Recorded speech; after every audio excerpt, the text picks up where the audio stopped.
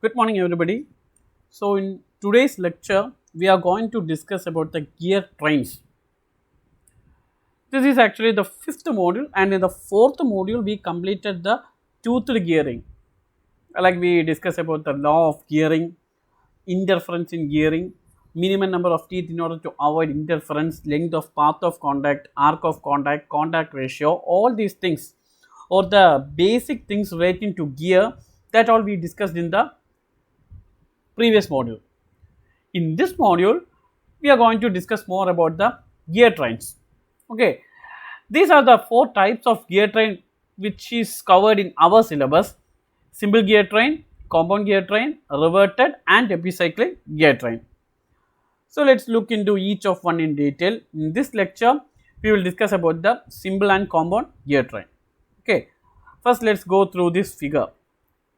See, if you look at this figure 13.1a, that is this figure, you can see that there are two gears. One is the pinion and other is the wheel, or one is the driver and other is the driven.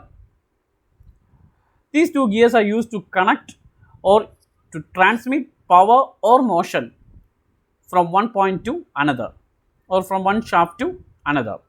Okay. So this is a simple thing. So if you look at this figure 2, that is figure B, you can see that there is a driver, driven, and in between there is another gear. So this is basically a gear train. Okay, so how we can define the gear train? When there is only one gear on each shaft, it is known as simple gear train. So you can see that in the first figure, in single there is only one gear attached to each shaft. So this is one shaft and this is the first gear. This is the second shaft and this is the second gear. So in every shaft there is only one gear. So this is the simple gear train. Here also there are three gears, but on each shaft there is only one gear. In this shaft there is only one gear. In the other two shafts also there is only one gear. So this is the simple gear train. Mostly what we studied in the previous module, that all are simple gear trains. That is only one gear on each shaft. Here also when you look at the figure C, figure 13.1c, you can see that there are 4 gears and 4 shafts. So this is also an example of simple gear train. Okay, now look at the first figure. You can see that there are 2 gears, 1 and 2, that is the driver and driven. Let N1 be the speed of the driver, N2 be the speed of the gear and driven, and T1 be the number of teeth on gear 1, T2 be the number of teeth on gear 2.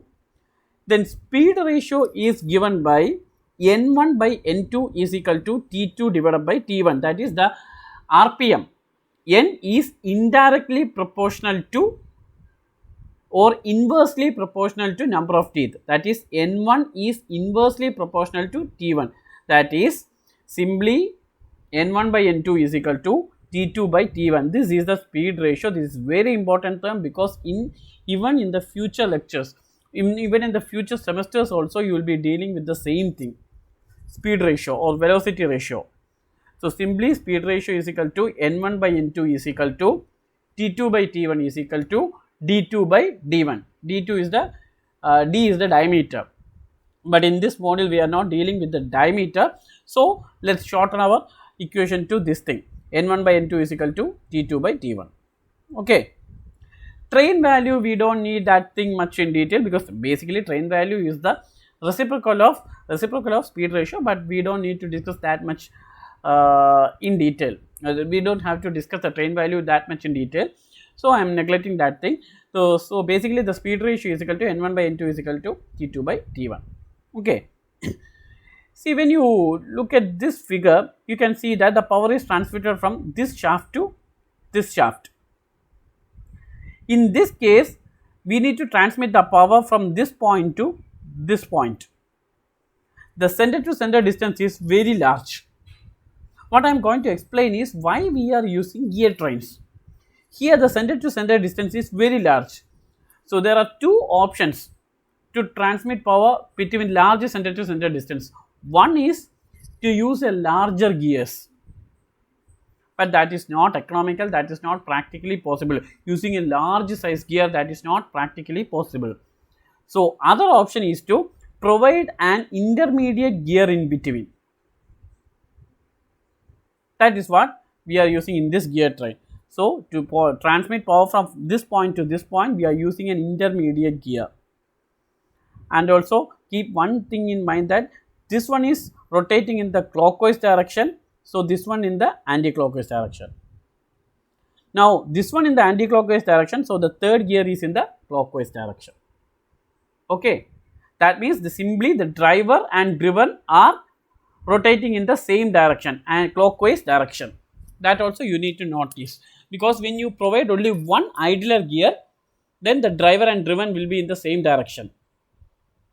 If you want the driver and driven in the opposite direction, then you need to provide two gears like this.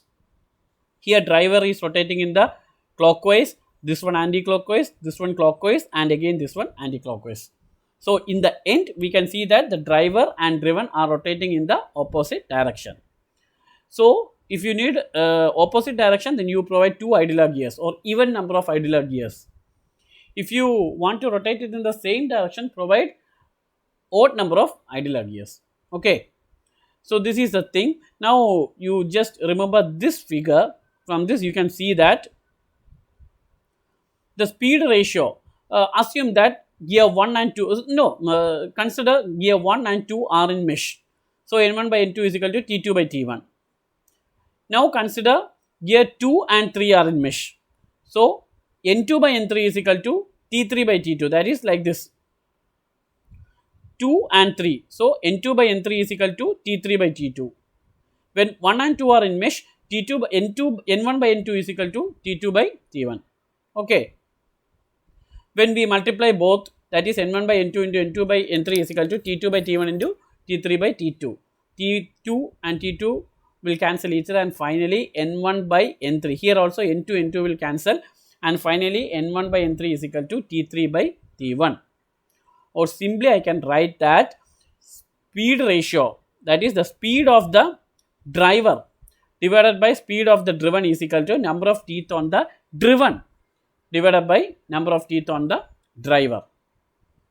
Even if you have 5 gears, gear 1, gear 2, gear 3, gear 4, gear 5. In that case also the speed ratio is N1 by N5 is equal to T5 by T1. Even if you have 7 gears, then N1 by N7 is equal to T7 by T1. Okay. So, the number of gears is not a matter, the speed of driver by driven is equal to number of teeth on driven divided by number of teeth on driver. So, this is the simple gear train. Now, let's look into the compound gear train. See, just look at this figure. This is actually an example of compound gear train. What difference you can see when compared to the simple gear train is that in the compound gear train, more than one number of gear is attached to a single shaft. Here A is a shaft, but you can see that only gear 1 is attached, no problems. B is another shaft, but you can see that in the shaft B 2 gears are attached, 2 and 3. So, this is a compound gear train.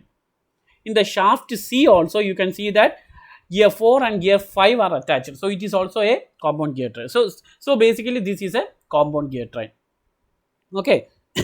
Compound gear train means if more than one gear is attached to a single shaft, it is called as the compound gear train. Again, if you write the equations, we can see that the gear 1 is in mesh with gear 2. So, you can see that gear 1 is in mesh with gear 2. So, I can write that N1 by N2 is equal to T2 by T1.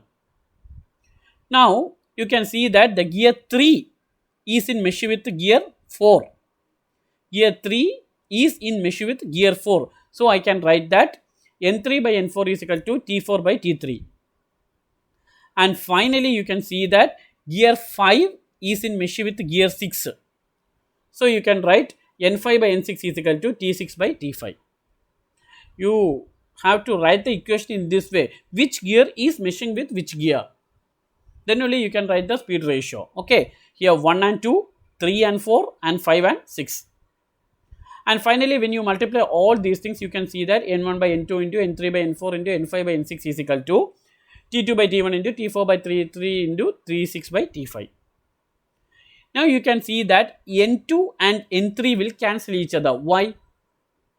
N2 and N3 will cancel each other because gear 2 and gear 3 are attached to the same shaft. If it is attached to the same shaft, then the RPM will be same. So N2 is equal to N3, it will cancel each other. Again, you can see that 4 and 5 are attached to the same shaft. That means the RPM of the shaft will be same. So N4 will be N4 is equal to N5. So here N2 and N3 will cancel, N4 and N5 will cancel, and finally N1 by N6.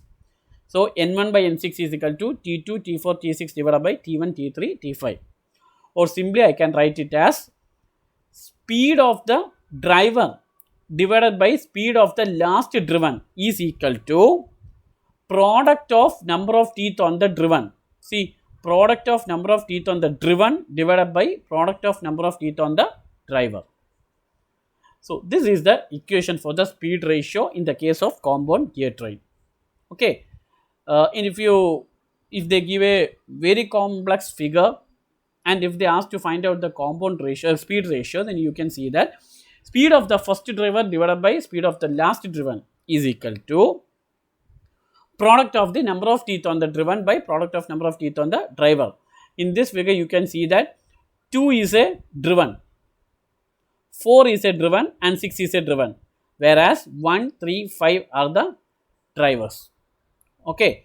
So this is the compound gear train. In the next lecture, we will look into the problem side.